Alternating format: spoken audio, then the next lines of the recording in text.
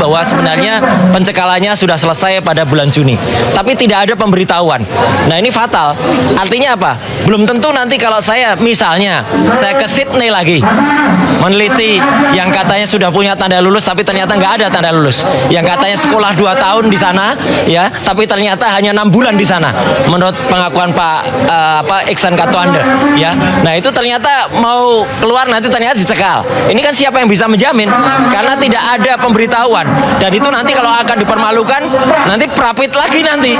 Itu kan makin memperpanjang lagi nanti masalahnya, ya. Jadi jelas kalau memang sudah tidak dicekal, ya alhamdulillah. Tapi tetap ada prosedur yang dilanggar. Jadi tidak ada pemberitahuan bahwa pencekalannya sudah dicabut. Sehingga itu akan bisa digunakan sewaktu-waktu untuk mempermalukan kalau misalnya itu tidak ada pemberitahuan, mereka akan bisa ngeles. Kan belum diberitahukan, itu suratnya masih ada, misalnya begitu. Yang kedua adalah surat pemberitahuan SPDP yang kemudian tidak pernah diterima oleh saya. Memang tidak pernah diterima. Dan mereka tadi mengakui bahwa itu hanya masalah internal administrasi. Nggak boleh begitu, internal administrasi. Tadi sudah jelas ada putusan Mahkamah Konstitusi yang itu harus disampaikan. Dan itu wajib hukumnya. Saya jelek-jelek begini ya, itu juga mencoba belajar dari senior-senior yang ahli hukum. Nggak jelek banget ya? Nah, dikit lah jeleknya. Ya, jadi kita tahu bahwa itu harus ada. Dan tidak pernah disampaikan kepada saya. Artinya apa? Itu ada pelanggaran dan jelas pelanggarannya apa? Pemberlakuan 2 pasal undang-undang yang dua-duanya ini saling sama isinya. Yang satu di KUHP lama, yang satu di KUHP baru. 310, 311 di lama, 433, 434 di KUHP yang baru. Dan ini kemudian confuse ya. Kalau kami mengambil contoh tadi di Pengadilan Negeri Jakarta Timur, yaitu contohnya sudah jelas. Bukan kemudian kami mengakui kemudian memasukkan pokok perkara di sana, tidak sama sekali.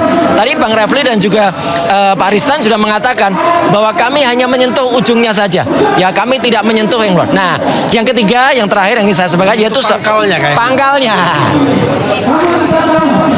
Bagian luarnya saja. Iya. Nah, yang ketiga ingin saya sampaikan adalah bagian soal boros. Siapa yang boros? Persoalan yang sangat sederhana sebenarnya.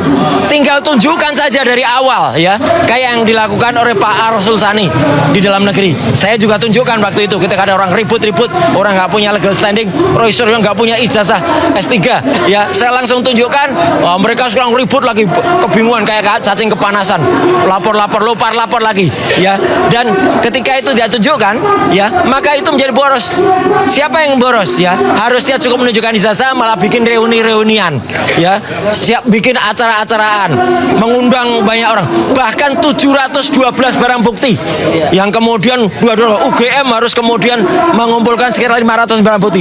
UGM kemudian malah membanding, ya, banding pada putusan di PT UN, dan ternyata putusannya ditolak bandingnya. Ini kan boros di sana, ya kan? Siapa yang bikin boros kalau bukan orang tadi, ya? Jadi artinya kita bisa lihat ya, siapa yang bikin boros dalam perkara ini itu sudah jelas. Kami tidak boros, bahkan 2 kali pra peradilan kita semua patuh hadir, ternyata pihak turut termohon sempat tidak hadir 2 kali, ya. Itu siapa yang bikin boros kemudian kita mundur ke belakang, ya, akhirnya kita ulangi lagi. Dan pra peradilan itu tidak mudah ya. Saya sangat mengapresiasi tim hukum saya luar biasa ini, ya, yang tiap hari, teman-teman juga lihat juga ya, hari ini baru kita terima tadi, kita nanti jam 3 sore, itu masih lumayan jam 3 sore. Biasanya kita diminta untuk menjawab jam 1 atau jam 2 siang.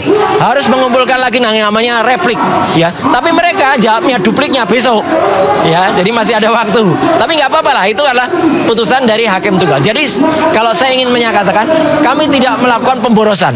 Yang melakukan pemborosan adalah orang yang selama ini memang sukanya membolak-balik main kartu sana sini, ya. Itu yang boros, yaitu orang yang kemudian dipanggil si Jack.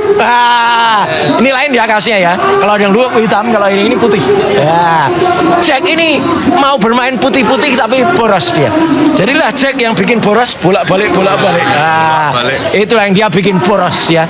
Kita ingin hemat, kita ingin peradilan cepat, tapi ternyata ada orang yang memboroskan anggaran kayak gini nih, anggaran 712 alat bukti, 100 sekian saksi, 20 sekian ahli. Mana nanti kalau kita hadirkan, boncos semua itu nanti, dan nanti akan kita uji selanjutnya. Saya kira itu yang dari saya. Sekian, terima kasih. Wassalamualaikum warahmatullahi wabarakatuh. Sampai jumpa nanti.